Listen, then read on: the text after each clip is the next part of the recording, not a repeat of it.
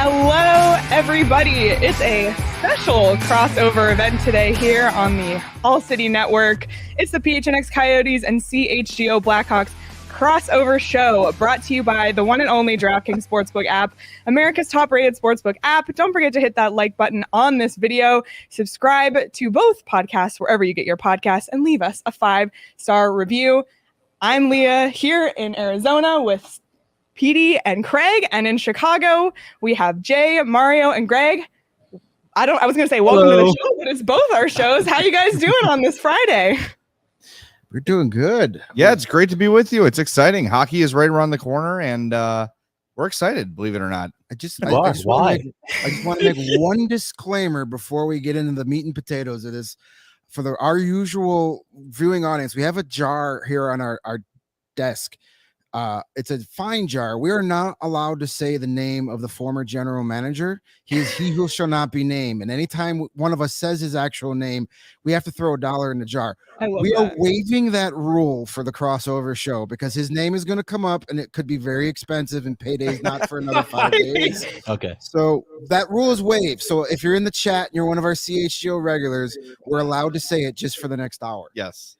And as you guys know, I'm a Chicago native, and on a previous podcast and now on this one, I have Mrs. O'Leary's cowbell, and I generally ring it when we talk about that guy that you just gentleman's mentioned. name. Doesn't get named. The man who shall not be named. Yeah. Yes. We gave him the Voldemort treatment. He who shall not be named. Exactly. Well, we're really excited. It's so funny. Hockey's around the corner, and we're excited, except it's going to be a tough year for both the Coyotes and the Blackhawks. And we're here to debate the overarching topic, whose situation sucks more, the Coyotes or the Blackhawks, both in the beginnings of a rebuild, both have on-ice, off-ice issues, but both maybe have some bright futures ahead. So we're going to take it one topic at a time, take turns, and in the end, we'll come to the conclusion, hopefully, maybe, whose situation sucks more. Maybe we'll disagree. And let's start with the on-ice situation. So we got, for the Coyotes, I'll just read them quickly, and then we'll dive deeper in. For the Coyotes, the on-ice situation, it's an early-stage rebuild. Goaltending is an issue, and it's a 5,000-seat arena with, limited facilities as far as an NHL market goes. For the Blackhawks, goaltending could be the worst in the NHL. We'll see about that. Zero scoring depth, unknowns of first-year head coach, and inexperienced players. Blackhawks, I'll hand it over to you. You guys can start this one. Yeah, the goaltending tandem, it wasn't great last year when Marc-Andre Fleury left, and I don't expect much of an improvement here. The Hawks took on Peter Mrazek from the Leafs in exchange for a first-round pick. And you guys know in Phoenix, when you have to give up a pick to get rid of somebody, it's not a great situation typically. Look, Mrazek might have a little bit better of a year than he did last year, but his backup, Alex Stalock, missed almost the entire season last year with myocarditis as a side effect from COVID. And when he did come back, he was bad. He played a preseason, half a preseason game and looked terrible. There's a reason these two are the Hawks goalies. They're trying to lose. And at the end of the season, we could look and say this could be the worst tandem in the league. Yeah. I don't even know where I start. Honestly, I think it's an adorable take. Literally going to jump in. I really do. 450 games of experience on the Blackhawks. And the Coyotes have Karel Vejmelka. And today, just a few moments ago, they claimed Jonas Johansson. Off of what exactly? Who? No, more like why?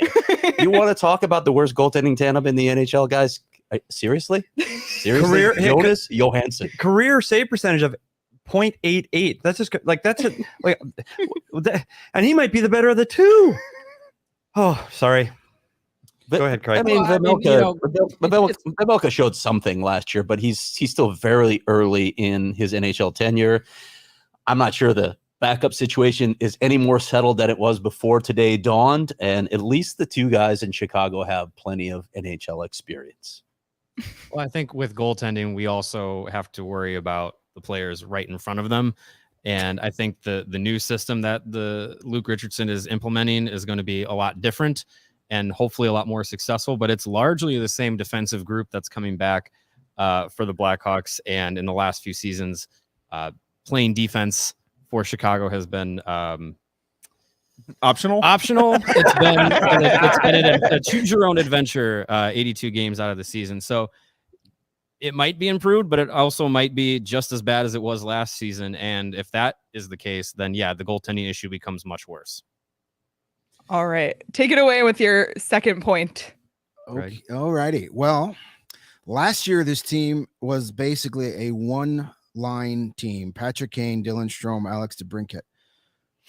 Dylan Strome, Alex DeBrincat, no longer in Chicago. They have been replaced with Andres Athanasiou and Max Domi. That, my friends, in this part of the country, we call a downgrade. That's what that is. And outside of that line, I'm sure Domi and Athanasiou will be fine with Patrick Kane. When you're playing with 88, your stats are going to go up. But after that line, there's really not a lot of scoring options.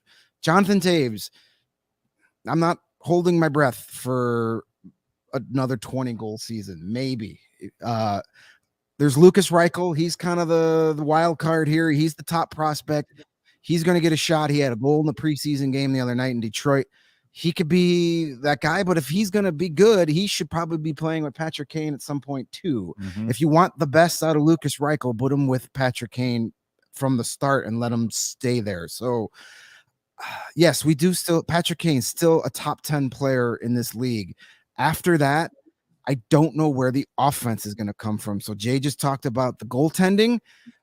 When when Mrazek or Stalock has that good game where they only give up 2, do the Blackhawks even have enough offense to score 3 to win those games? I just don't know where it's coming from on a night-to-night basis.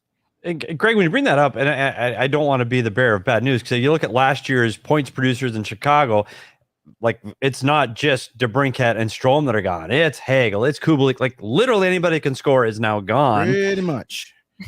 The 2 that are still left out of the top 10 in scoring are 3, actually.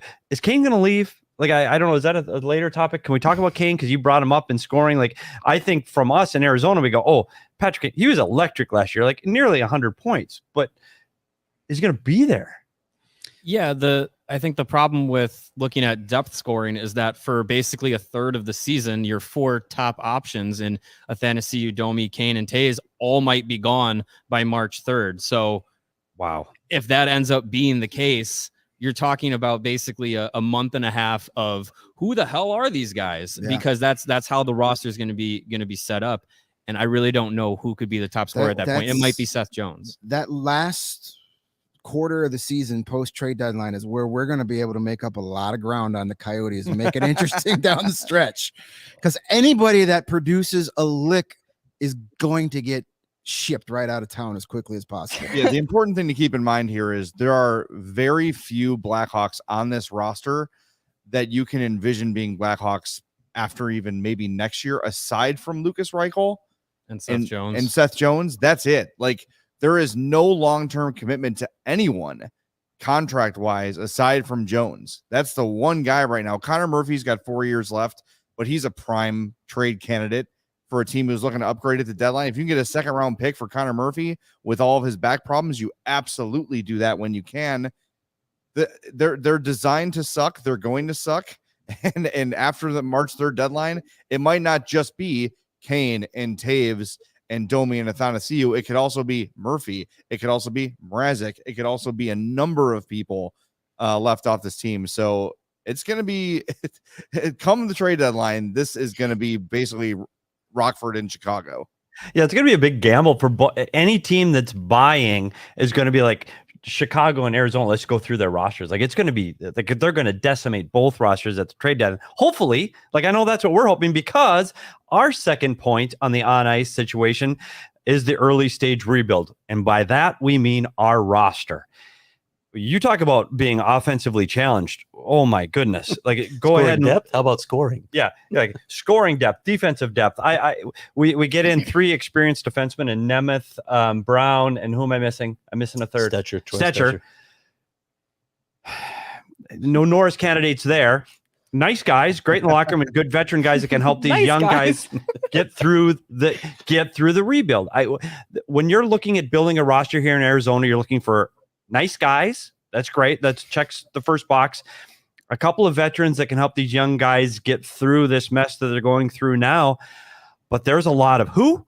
when you look through this roster in Arizona, and unfortunately, just like you guys, it's only going to get worse when you look at players like Chikrin won't survive it. And there are other players that are going to get picked away if they play well enough. Scott, Shane Gostisbehere, Nick Bukestad, Gostisbehere, Nick Ritchie. Yeah. And it's going to be the same thing you guys are going through, except we start with guys that aren't Stanley Cup champions and have worn the red and black for a long time. So I think we're in one here with the early stage rebuild. Who are the guys on the Coyotes that are on the NHL roster now that you could see, still being there 3-4 years down the road? Yeah. Clayton Keller, Nick Schmaltz because of his contract, but Lawson. also because he started producing last season. Lawson Krause is another one. Barrett Hayton. So those are a few of the guys, I guess the guys that I would call whatever there is of a core here. But just remember that a year ago today, we were saying that about Jacob Chikrin. So anything can happen. Yeah. And the other thing is that the good news for Coyote fans, I don't want to be that negative and being hard on the players. Their players are either in Bantams right now or in they're developing. Like it's Connor Geeky. It's who's ever in the draft next season or the year after that. They've got young talent. Gunther's coming. Logan Cooley's coming. So there is what we call here, it's just hope. We live on hope every day for the last 365 days, and it's going to start again. We just live on hope because we hope these guys actually become NHL players. Well, I'm just wondering how you guys are going to replace Phil Kessel. I mean, that was just a devastating loss. That offensive output. We were heartbroken when he didn't sign here. We wanted him. But, I know I I saw the Twitter campaign for him. It was it didn't work. I got all the great hot dog stands in Chicago couldn't woo him away from Vegas. But oh my God, can you imagine him as a sponsor of your hot dog stand in Chicago? Unbelievable. Unreal. It's a no-brainer. Well, congrats on the nacho surplus you suddenly have. Seriously. Jeez, dude, sign him up.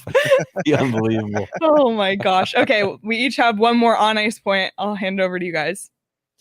Yeah, so the third thing that we're really trying to figure out here, we're getting a little bit of a sense of it now as this season, as this off season closes and we get into this season is, what to expect out of official first year general manager and Kyle Davidson, and now first year head coach Luke Richardson. So far from this group, we've had good reviews and good experiences with Davidson and the kind of the direction he's taking the team, but it's really just still in those early stages. And so far he hasn't given us much to really complain about. I think the biggest complaint that we had was on draft day when we saw the return for Alex DeBrincat, and it ended up being pretty underwhelming for what we were expecting it to be.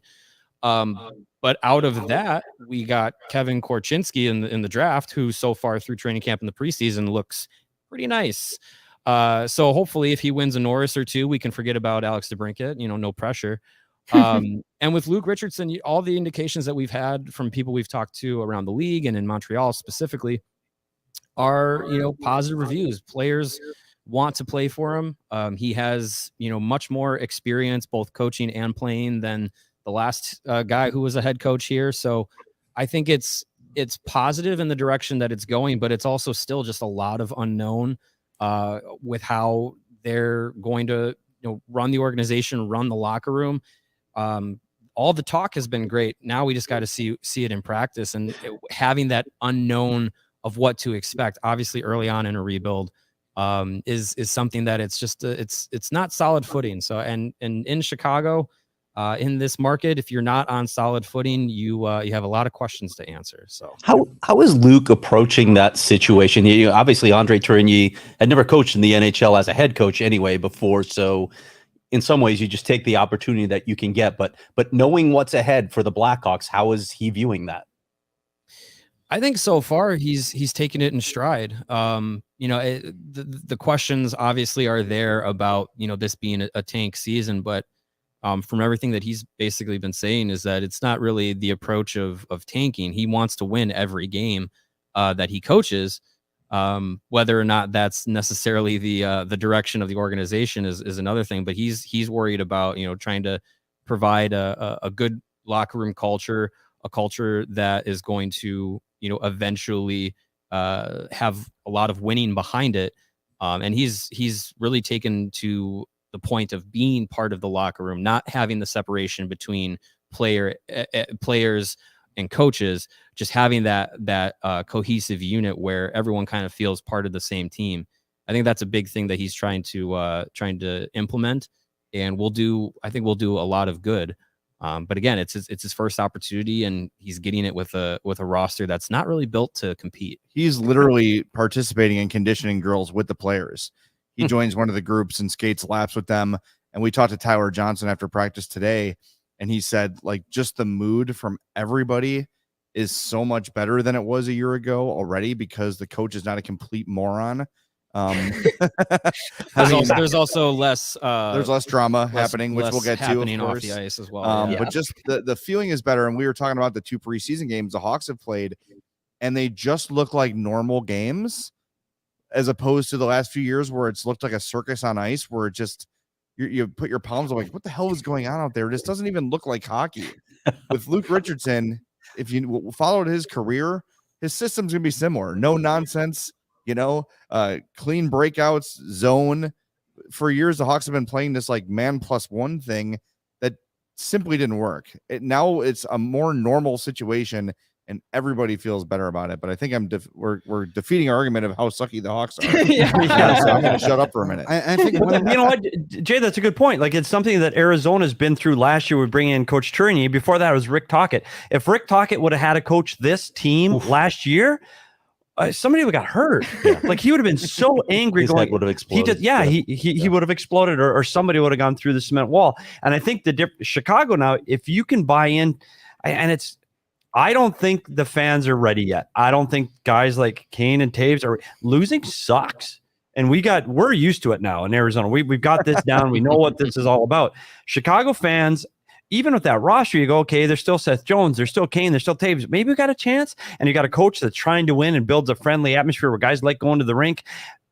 And then you start losing. And it is absolute freaking misery. But it's 82 games of it. So I'm curious to see if he can get them happy to come to the rink at game 62 on a Tuesday night against Columbus. And that, if he can do that, then he's working miracles with that franchise. All right. You can get our last point here. Or did you want to say something? Sorry. No, I was just going to say one last point about Richardson. That's a plus for him. There's no pressure this season for any kind of results. He can just go in and start to build his culture, and that's good for a first-year guy. So there's no expectation to win, and that's a good thing.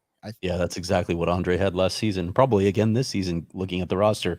But we're going to get to our last point, and maybe you've heard this before, but the Coyotes are going to be playing in a college arena. I don't know if you guys are aware of this. Really? True story. Seats 5,000 for Arizona State, but it won't seat that many for the Coyotes. It'll be under 5,000. So we'll get to the off-ice issues in a moment, but let's just talk about the optics, aside from us, because it's going to be great for us as media to be in a press box that's literally closer than even Nassau Coliseum is to the ice. But the optics of putting NHL hockey in a college arena, some of the things that we've seen, obviously, already from having toured it, the visiting team, when they finally finish the annex where the team areas are going to be, the visiting team is going to walk past the concession stand. So maybe order a dog. You can pick up a dog or some popcorn on your way out to the ice. Hold on, wait. Waiting there.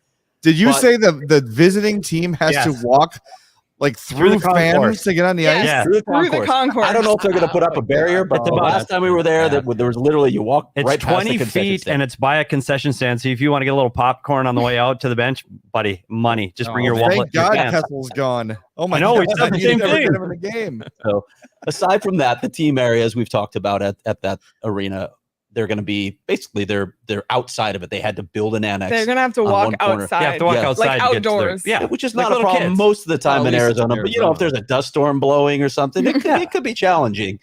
But aside from that, just again getting back to the optics. Imagine guys like Sidney Crosby, Connor McDavid coming in and dealing with this. It's just not a great look for the NHL right now. But again, it was the only situation that they had. It was their only option in this market. And it's putting them on the road for 20 of 24 to start the season. They have to start and then throw in the preseason, right? 7 road preseason games. So it's literally 27 of their first 31 games are on the road. And that's where it factors into the on ice too, because we saw what happened to the New York Islanders, who were actually a playoff team before the season opened, I would argue, and they completely fell out of the gate. So this will only contribute to the Coyotes failing on the ice. And how many years is that deal going to be for you guys to be in the Arizona State Arena? It's at least 3. But they have to wait on, we don't have any closure yet on the We'll get proposed there in a arena sec. down the road in Tempe. Yeah, we'll get there in a minute, but it's at least 3. There's an option for a 4th year, and I'm looking. They could keep extending it if they need to, but I mean, if the Tempe deal doesn't come through, I don't know what comes after that, and I don't know what the league's patience is with this situation. It's like playing games at Johnny's Ice House in Chicago. I mean, that's the same. Yeah, and it's basically, yeah. It is. It's 13 rows. Like it's Literally 13. You rows. won't believe how small it is till you actually walk in it. It's 13 rows from the glass to the concourse level. 13 rows. That's it. That's 20 suites, 13 rows. That's beautiful for college hockey. Unreal for college hockey. Yeah, that's great for that. So It really is a great college arena. I want to make that point very clear. It's incredible for ASU. I love the facility. It's just NHL hockey. So let's say there's a chance that things in the rebuild for Arizona, the ongoing rebuild, go well.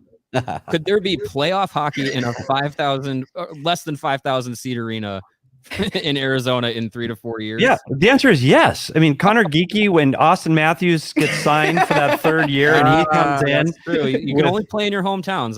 You have to play in your hometown, and you're playing. I think the media credentials alone will fill the building. Yeah, I literally don't know what they're going to do. Like it's a humongous. You got to play your home playoff games on the road.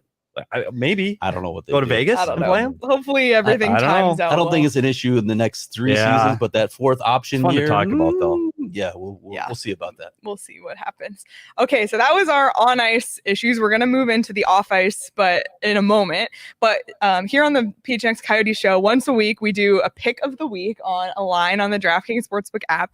And normally I throw this over to our producer Sean, but I found one that I thought would be a fun group effort. So there's a line on DraftKings. Who will have more regular season points, Chicago or Arizona this season? Ooh. Chicago is minus 125. The Coyotes are minus 105. They were plus as of last week. Wow. They've moved to minus. So I figured I'd just throw this out. Who are you taking? Over in these two teams, head to head? Head to head. You can You bet out on of your this. mind? That's Coyotes by 15 points. I'll take the So you're Coyotes by taking- 20. 15. Wow. By the Coyotes might be lower than Chicago by the over under for me is probably 10.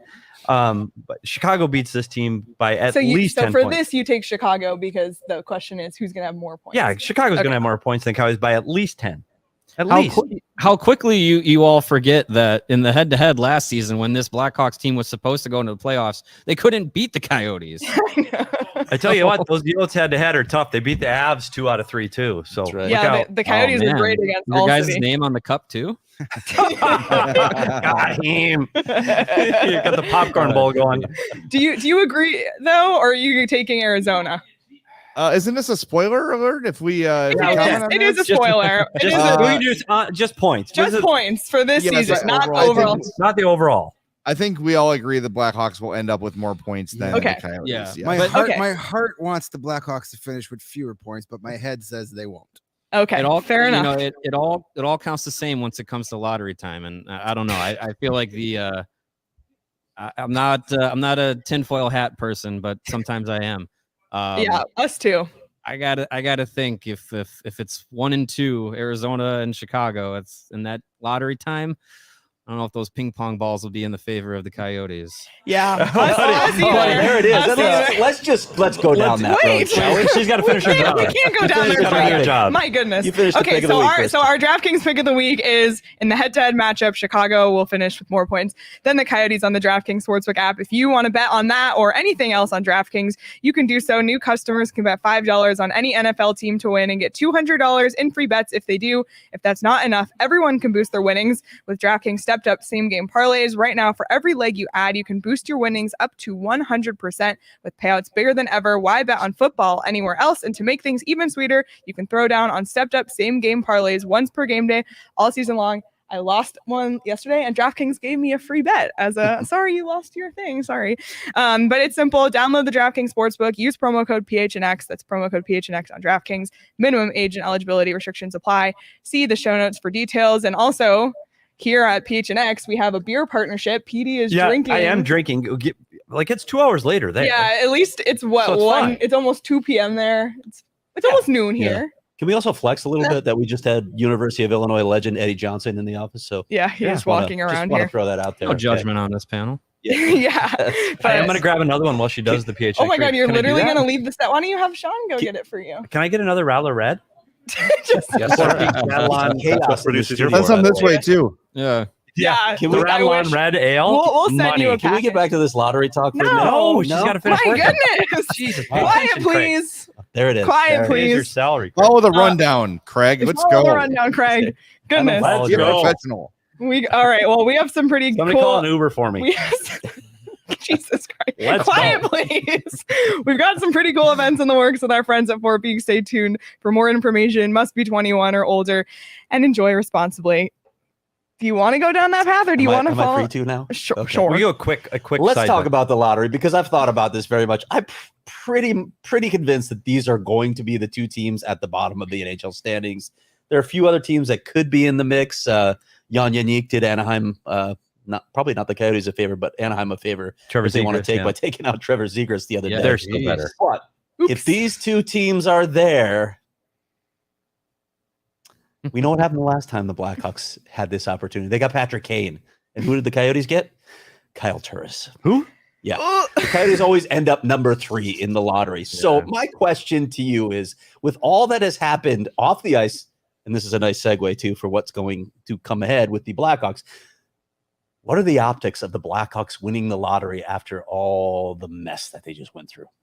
I think That's a the good optics are you are immediately re-energizing one of the most important franchises in the league, And one they of the most print money valuable there. franchises in the league. Just sweep that other thing under the rug. No I big hate deal. to Well, agree with Jay, well, here's the thing, and what we're going to get to this here in a second, but everyone that had involvement with the Kyle Beach situation is gone, aside from Jonathan Taves, Patrick Kane, and new color commentator Patrick Sharp, 3 players that were on that team. We also know, all of us know, that sports fans move on from the ugliest things very, very easily, because for a lot of people, sports is an escape and they don't want to think about the unpleasant things, and the world is on fire and it's just like one more thing to be miserable about. So I think that people will quickly forget. Remember, we're still months away from the draft happening. Even more time will have passed, storylines will have changed, and I think a few people will say, well, this sucks that the Hawks are being rewarded for tanking, but I don't know. I think, honestly, for the most part, people will just move on and forget about it. And it's sad they shouldn't. I mean, people have done that with Patrick Kane's sordid past, right? No one talks about that at all anymore. So people are just happy to move on. So I don't think it'll be an issue. I mean, and look, we're kind of joking that the lottery would be rigged, of course. But Are we though? We're not. if the NHL, but I mean, honestly, if you're the NHL, are we going to put Connor Bedard in a 5,000 seat arena with a team that has never committed to winning before? That is, We're going to put Austin Matthews there. We're going to put Sidney Crosby there. We're going to put Connor McDavid there. Every year the Coyotes have been last or second to last. The answer would be no. We're going to put those guys somewhere else.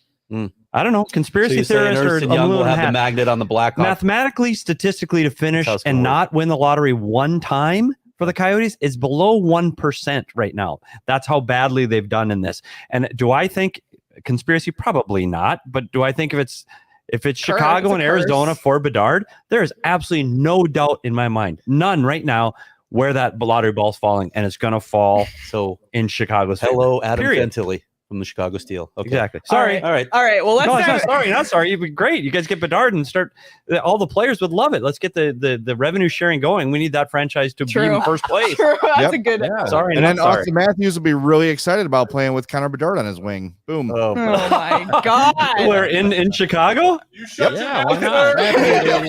Oh my God, that hurt. Hawks That have would like have $1 billion hurt. in cap space. They're gonna have to Oh spend my 60 million to hit the floor. So we'll have 3 players there in Chicago. They'll have enough there. And for a market that loves mustaches of all qualities, Yes. good or bad. And the number This is 34, true. my This is friend. true. That's a good true. point. He Number can, be the, 34. he can be the second greatest 34 to ever play in Chicago. Oh my Wow. God. Walter Payton? Okay. Fair. All right. Well, let's move on. First of all, thank you, Brandon, for the super chat. Great content, $2. We appreciate it. Thank you for watching. Thank you, everyone in the chat. I see all your we see all your comments. All right, let's move into the off ice situations for both teams, which might be a little worse than on ice, if we're being honest. To summarize, for the Coyotes, they were kicked out of Glendale. They don't have a permanent arena. And in the Phoenix market, they're the 5th most popular team. And that is strictly based on numbers. And that is not speaking to the quality of the fans. That is just statistically in numbers. Great fans for the Coyotes. Yes. Yeah. And I for know the what that feels like. Blackhawks, and here's the first mention of he who shall not be named, undoing Bowman's damage will take years. Eddie Olczyk and Pat Foley departing, and the future of the logo. And we'll start this time with kicked out of Glendale, and I'm going to throw this one to Craig. Yeah, and I want to properly vet this one. They weren't kicked out of Glendale, and I know that's the national narrative. Well, they got kicked out because they weren't paying their bills. Well, you're right, they weren't paying their bills, and they should have paid their bills, and they brought that on themselves. But there was a lot of strife between the city of Glendale and the Coyotes for a very long time. I know, unfortunately, because I've been covering the story for the past decade. The city of Glendale would have taken the Coyotes back if the Coyotes were willing to sign a long-term lease agreement at Gila River Arena. So to say that they were kicked out is not really accurate. They were just not going to sign a long-term deal. And then, of course, news broke, or they got wind of the fact that the Coyotes were negotiating with Tempe. And then it was time to play the press. Play the political game and make the Coyotes look as bad as possible. I can tell you for a fact there were Glendale officials trying to influence Tempe officials in all this negotiation. So it's a sordid mess. But nonetheless, the optics from a national view for people who don't do the homework and really don't understand the story well enough, they lost their arena. And that I don't think has ever happened in the NHL before the Coyotes left Glendale. By the way, Kicked Out of Glendale is my favorite Jimmy Eat World album. Big fans of the program. Yeah, we had drummer Zach Lind on our show. Yeah. Nice. Just saw them at Riot Fest last weekend. Great band. Did you really? Really? Yeah, they're excellent. Trying to get their goal song into our building. Yeah, it's good Working on luck it. usually when that's a team's goal song. If you have anything to reply to our Glendale story, go ahead. But if not, we'll pass it over to you for your first. There's not a lot to add. That's really pathetic. I mean, I think we're reaching our conclusion pretty swiftly here. But it's going to take a long time for the Hawks to undo the damage that Stan Bowman did to the organization. It's a little bit on ice, but also off. He is not off. obviously he is very far from solely to blame for the Kyle Beach. I think a lot of people above him failed. That John McDonough, Joel Quenneville, Al McIsaac, the list goes on and on and on. But Bowman had to go when that whole thing happened. But you can see from when Kyle Davidson took over this team, and Kyle Davidson's a guy that worked for Stan Bowman for a decade, immediately cleaning house of Bowman guys. You look at players like Alex Nylander who don't compete hard at all ever. That was a Bowman type of player, right? Adam Boquist, who I think we all very much like, was traded for Seth Jones, obviously, but that's another kind of a Bowman type of player. One-dimensional, not very physical, plays along the edges on the perimeter, yada, yada. Everyone that Kyle Davidson's brought in has been a north and south player, physical, plays between the dots. There's a lot to undo there. Kyle Davidson also, when he came in and was officially named GM, brought in Jeff Greenberg from the Cubs to develop an entire proprietary analytics program, literally develop software that players and coaches and everybody has access to. That's all. The Hawks are pretty far behind in terms of analytics, even though Bowman used them a little bit. Davidson and Jeff Greenberg are going to come in here and kind of reinvent the whole thing and hopefully be one of the leading franchises in the league when it comes to that. But that's going to take time. When Jeff Greenberg was hired, he basically said, this is going to take a couple years before this becomes even something we can lean on even partially. Right? He is literally from ground up building a brand new system of analytics. So it's going to take time. And all these things, they're going to have to undo some of the bad draft picks that Bowman has made. Like we saw Nicholas Bodine in practice today. He was a first-round pick a few years ago, couldn't catch a pass at the point. There's a lot of guys that have been drafted that will never be NHL players. And it's just, you're really starting a rebuild from zero, which now looking back at the DeBrincat trade, you're able to, and the Kirby Doc trade, you're able to sort of get a year head start on that by adding 3 first-round picks plus. People really like what the Hawks drafted. Korchinski's been, I think he's one of the 6 best Hawks defensemen right now, but he's going to go back to junior as he should.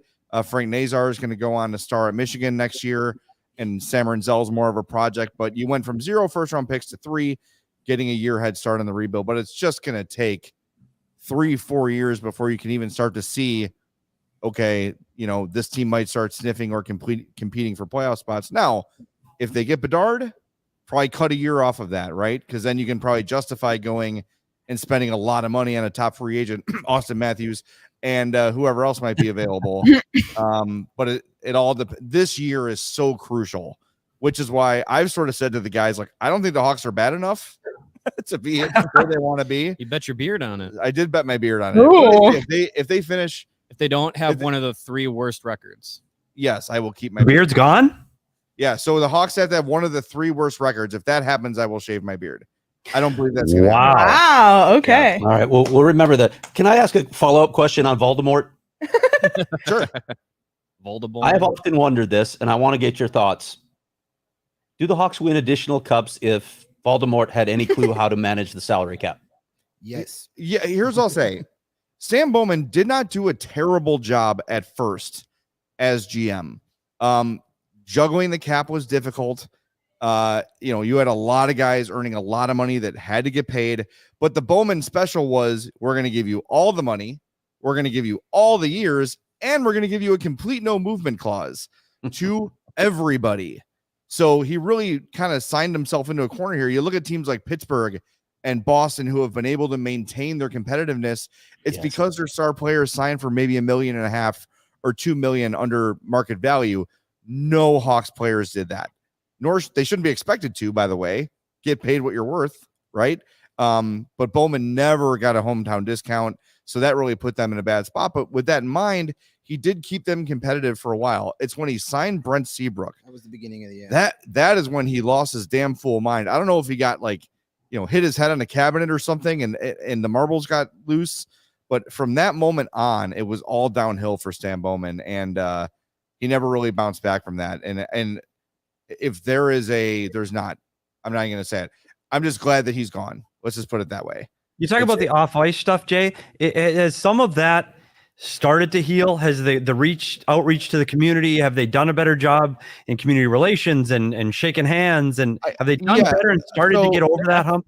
The effort is definitely there. I think it's started to be met with fewer eye rolling and say, oh, this is just lip service. I think people are starting to kind of see a little bit more of a sincerity behind it. But I mean, it's Davidson and the ownership group is definitely still playing cleanup duty, and they're going to for a while. Well, and the other thing to remember too is things started to settle down last year.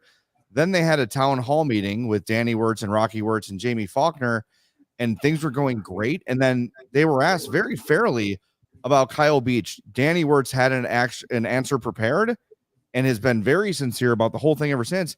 Rocky literally stiff-armed him and shouted down the reporter for asking the question, which kind of restarted the whole thing. Made it worse. Yeah. So now that Danny and Jamie Faulkner are handling the daily duties of running the team, it did seem like lip service at first, but we are seeing a little more sincerity in their community efforts than we've ever seen before. I think when it was McDonough, it was very much like, let's make sure there's cameras here to watch us, clean up this park. And then nothing actually really comes of it. It does seem like the stuff that Danny Wirtz has implemented has been sincere and has been ongoing. All right. Okay. Winning will cure that too. Yep. Yeah. That's everyone forgets when Absolutely. you're winning. So true. Okay. Continuing with the Coyotes off ice saga, and this is a continuation of being kicked out of Glendale. Coyotes don't have a permanent arena. We've kind of touched on it already in our first segment. They do not have a permanent arena. This is a temporary solution. The hope, of course, is that they end up in Tempe at a permanent arena that they will pay for. It's being talked about right now in Tempe City Council. Tempe has already voted to hear it. So one step in, we're kind of waiting. It's all up in the air a little bit, and we'll get to that a little bit more in our future section. But as a result of this and all the drama with Glendale over the years, not just in the last 2 years, but if you think about 10 years ago, all the city council drama craziness, there's been so many relocation rumors for this team. We've heard Hamilton, Winnipeg, Quebec, Portland, Kansas City, Seattle, Las Vegas, Houston and Quebec being the two most recent ones that have been like Milwaukee, you guys forget Milwaukee. Yeah, every day on Twitter we see those words. I should just mute them, to be honest. But it's tough as a fan to always hear your team mentioned in a relocation rumor. An NHL team employs a lot of people, including us three, and I just think that when people are mean online, they don't think about what that actually would mean for a team to leave. So the relocation rumors, the lack of the permanent arena, it all contributes to the sticky off-ice situation for the Coyotes. I was pushing for the line myself.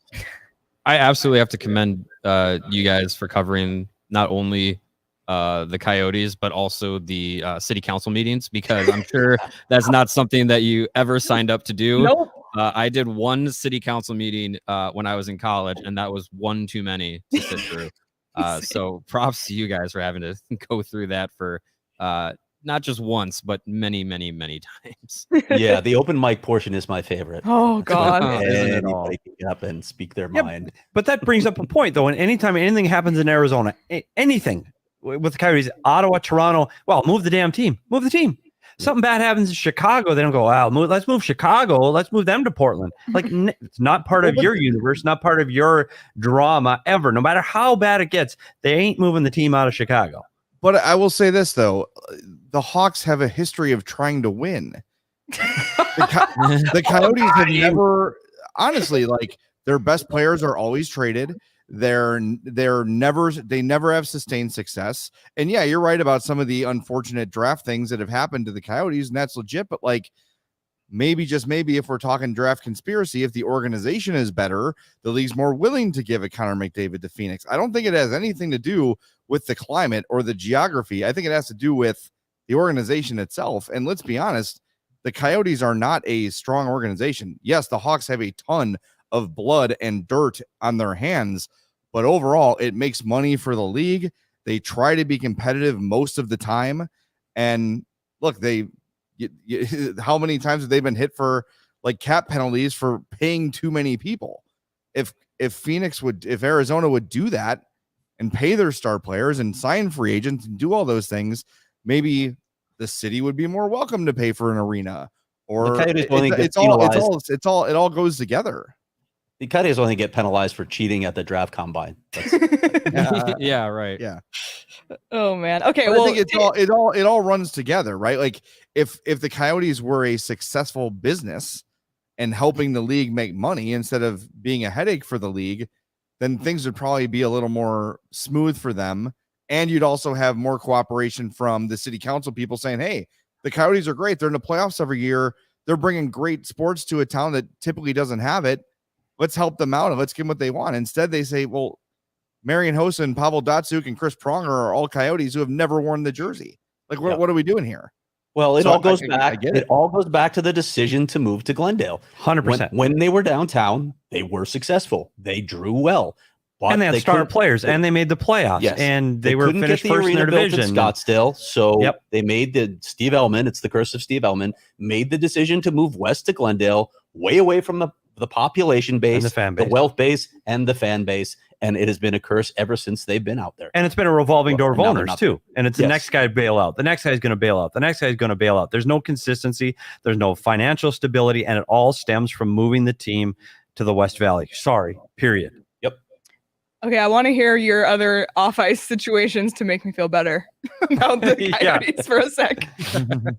All right, well, I'll do this one quickly. There's going to be a new voices in the Blackhawks broadcast booth Pat Foley's last legendary play-by-play guy. His last season was last year. He is retired, quote unquote, depending on who you listen to. It was more of a, not his decision, not exactly what he wanted to do.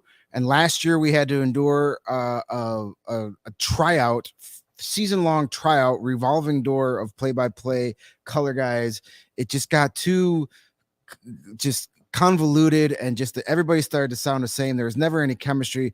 They picked Chris Vosters to be the play-by-play guy. I think it's an excellent choice. We've had Chris here on the show.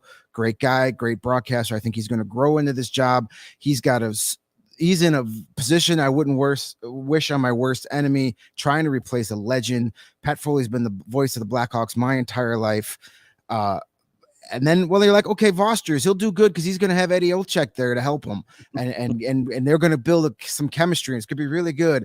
And then, as I'm standing in line on vacation in the Atlanta Aquarium, all of a sudden, oh, by the way, Eddie Olczyk, he doesn't work here anymore, and it was just a complete disaster. Apparently, just the two sides couldn't come to agreement. So now your Chicago boy, your beloved color guy, he's Team gone. ambassador. He's now in Seattle, and now it's going to be Chris Vosters with Patrick Sharp, who's never done it in the booth on a consistent basis, and he's going to split TV with Troy Murray, who does a great job on the radio broadcast. So again, it's you're forcing Blackhawk fans to endure all this change. And now at least you could have been like, well, the team is bad, but Pat and Eddie are great. I'll watch a game to listen to what they have to say. And they're gone now too. It's a lot to swallow for longtime Blackhawk fans, where it just seems like everything is being ripped off like a Band-Aid. Like, change is good. It's welcome, but it's like almost too fast, too much. Yep. And I have a question, and you guys can answer this. We've talked about this, Jay. You and I have talked about this. How do you not recognize the optics of that when it was especially with Eddie? Look, I think you can make an argument that maybe it was time for Pat Foley to move on, but Eddie is the trusted voice of this franchise. He's beloved in that city. He's bigger than just the Blackhawks. He's an icon in that city. And when you're going through such a horrific period that the Blackhawks are starting, well, they've been there for a couple of years already, but when you're going through this period, how do you not recognize that this is the exact kind of voice that we want to help shepherd the fans through it? And how, worse than that, how do you lowball Eddie Olczyk, who has been the voice of this franchise for so long? Yeah. So from what we understand, I don't know if it was a lowballing so much as there were some guarantees that he wanted and some perks, like some other stuff to go along with it. You're right, though. This is what came up with my proposal, that the Hawks hire a vice president of what the hell are we doing here, to sit in on meetings and just sort of listen in. Don't say anything until like the red flag goes up. Like, whoa. Are we seriously talking about letting Eddie Olczyk walk away from this organization right now? Are we really like someone to just sound the alarm when something that stupid comes up, just to have everybody snap out of it and realize, okay, yeah, we got to figure out a way to make this work?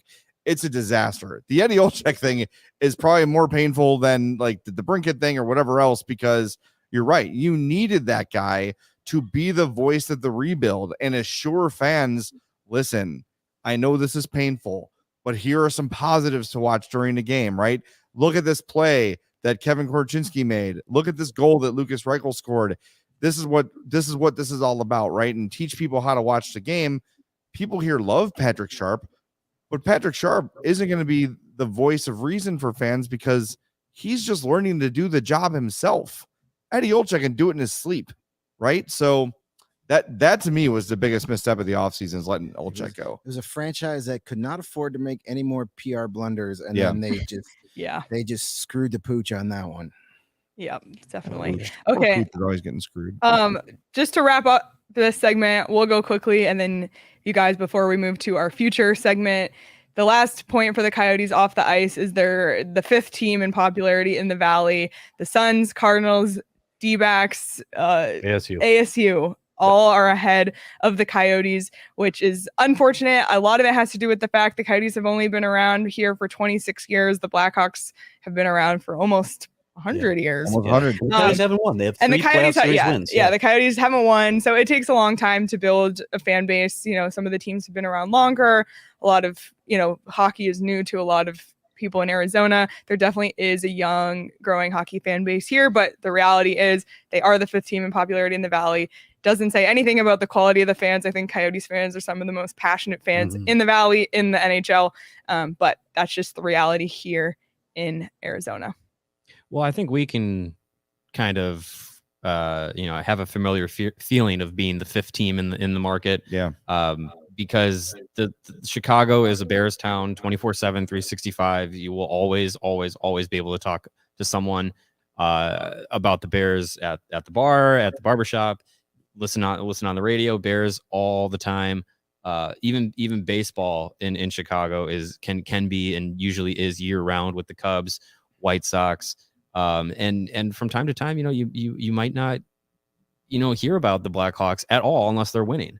And it's barely even then. Yeah. So I think, with the Blackhawks being in the position that they're going to be in, it's going to be very few and far between where outside of CHGO Blackhawks, you're going to get as much coverage talking about the Blackhawks in this market as some people are clamoring for. And as our friend Koopa Scoop says here, Bulls are huge too, and they're probably the most successful team at this time of year, now that the Chicago Sky season is over, where they're going to be getting the headlines in the winter. Yep. So we're feeling that the downslope of the team is felt hard, where if you're winning, you're the toast of the town.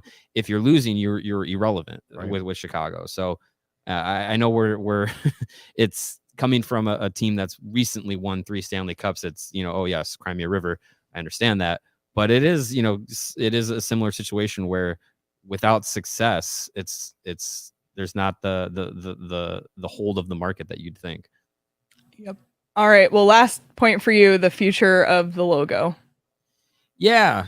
Talk about things that can be talked about 24/7, 365. It's the Blackhawks logo and what the future is of it. As far as we understand, there is no plans to change it at all. I think if you would have asked me a few years ago, I would have said no way you change it. But as things have gone on, and as we're kind of learning a little bit more as a society, I think and with the initiatives that the team has made, I think there's a lot of things that they're doing to try and make amends and reach out with the different indigenous communities, which I think is great.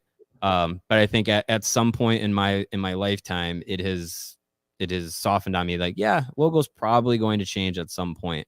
And I think there's obviously a debate around the league and the market, from fans and people in those communities, in those indigenous communities, where some people find it offensive, some people don't, and I think you just kind of have to listen to the right people. Whether or not it offends me, or doesn't offend me, is not the case. It has to be you have to talk to the people in which it is depicting. It's the culture. It's everything that goes into that. And I think there are ways to go about it that could make it easy and simple. I think up until the late 80s, the team was the Blackhawks separate. You could go back to that. You could make the logo some more fierce version of Tommy Hawk, and go from there. And I think that would be a way to do it. But I don't know if that's going to be in the works. But it's always something that is talked about. And we're coming up on the 100-year anniversary of the team being created. And I wonder if that is a time in which something might change. Yeah, maybe when they're ready to win again, because people will be less outraged if the team is good. Very true. Like we said, winning cures everything. Lot, yeah. All right.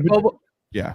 So just real quick, anytime a team changes a logo, people are mad about it for a week and then they move on. Like in Cleveland, There are people that are going to hold on to it and wear the old logo to games, but do the right thing. When they deem it's time to make a change, and people will get over it. Yep. All right. I mean, sorry, we got to go fast. No, yeah, we got to move. It's hard having this discussion with the team that has the best logo in the league. So I know I was gonna say that might be the one logo change that maybe the one thing we did right. Yeah, that caused no issues and people loved. Well, it caused issues back in the day, but in terms of popularity, it did very well. If you're watching us on YouTube right now, you can see our studios. It's really cool to see the letters in the back, the brick wall. It's just really cool to see this as part of All City. The chairs you're sitting in are chairs that we had in our old studios, and we have them actually off the side here in our sitting area. But these chairs that we're sitting in are brand new chairs that were provided to us by More Furniture, who hooked up our who hooked up our entire office. And if you saw our office tour on Twitter a couple weeks ago, you could see our recliners for our viewing area.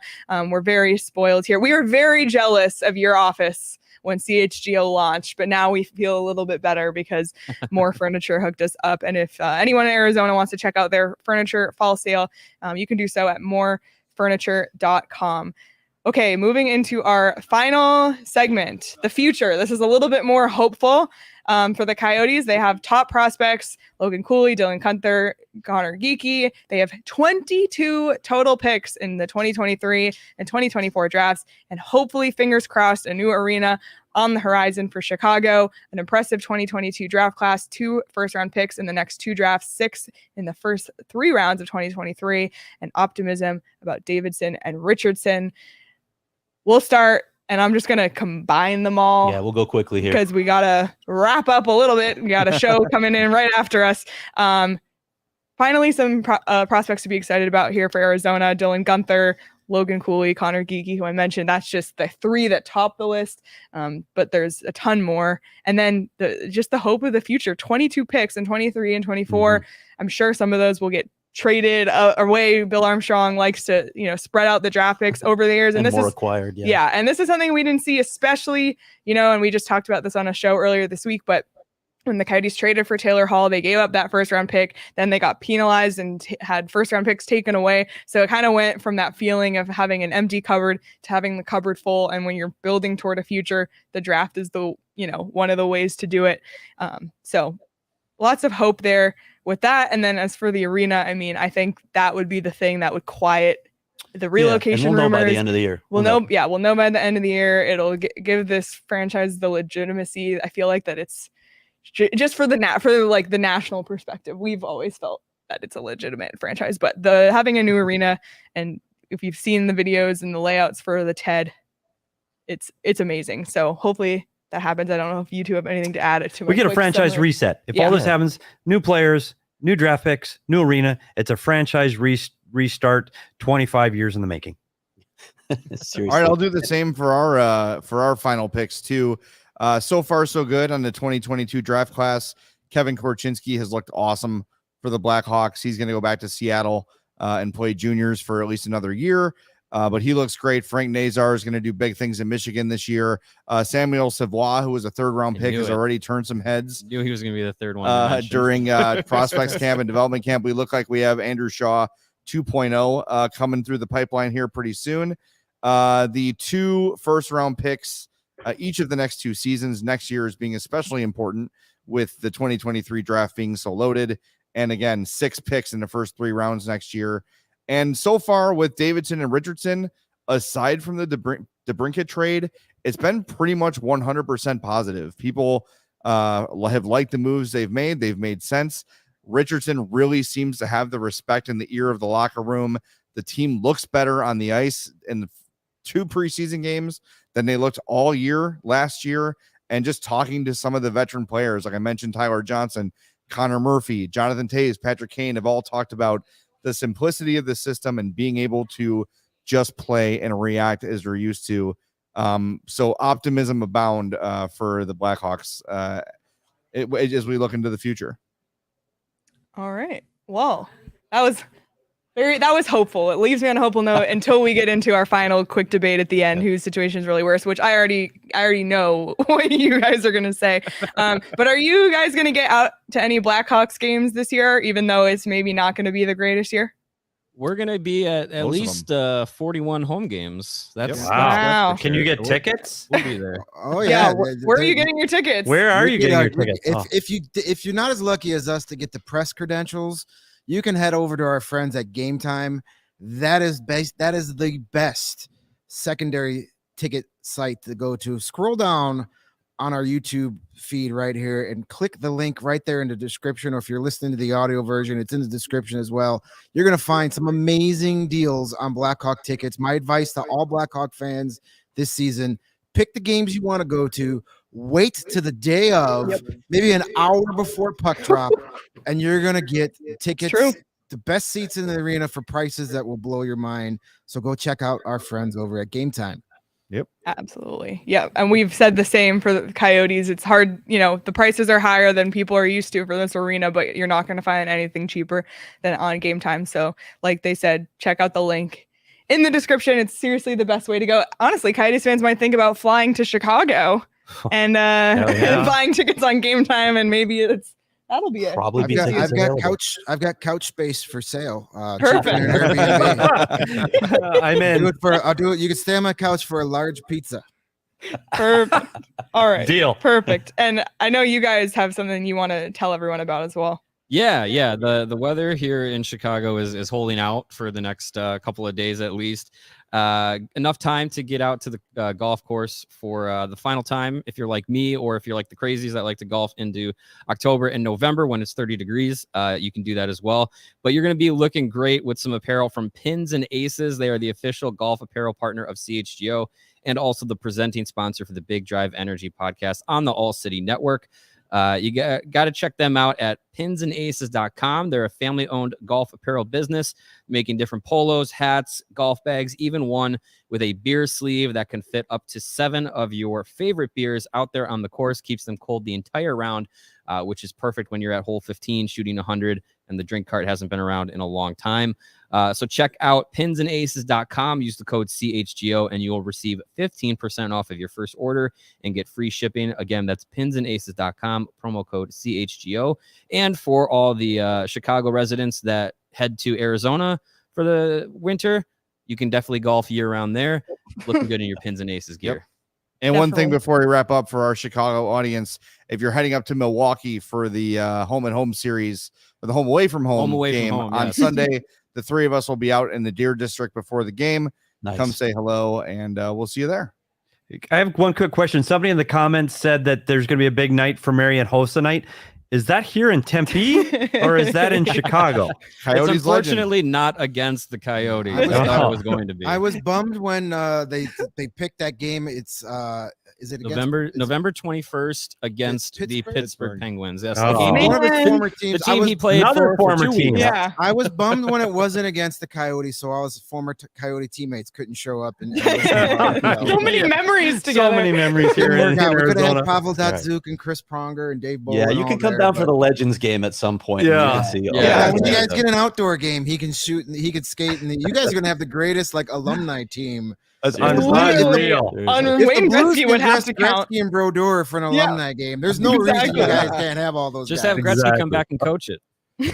Exactly. Yeah, Oh that my didn't go gosh. so well. But. Okay, well, this is it then. The final conclusion. We went over the on ice, off ice, the future. Whose situation sucks more? I'll let you Yours. guys go first. You guys Yours. suck horribly. Yeah. I would not trade Not- situations. To be clear, not the three of you. Three, you are wonderful. We love you. We guys. love you guys. But the Oh, Coyotes you are guys- going to be real bad. What do you guys think? Yeah, it's hard to compete with somebody that has banners and cups in their building And an arena. and an arena to play in. Minor Um, detail. Yeah, I'm Yeah. sadly, it's not even close. Yeah, it really isn't. Well, Not at this Sorry, point. Arizona fans. Maybe And we it love will our change fans. in a few years, though. And to Leah's point, we have great fans here, and we want to speak to our fans. We love the hockey fans here. They're great. They're passionate, and there just aren't enough of them yet. We're not disparaging the fans or what the hockey market is trying to do here in Arizona at all. We're just saying when you go up against the Chicago Blackhawks, one of the original 6 franchises that have won Stanley Cups and have Hall of Famers and have all of these great things, when you put the two franchises together, they unfortunately cannot compete. So I just want to put that out to our fans. Please don't go away because I don't want to have to go back to a real job. Thank you. Thank you. Thank you. Same.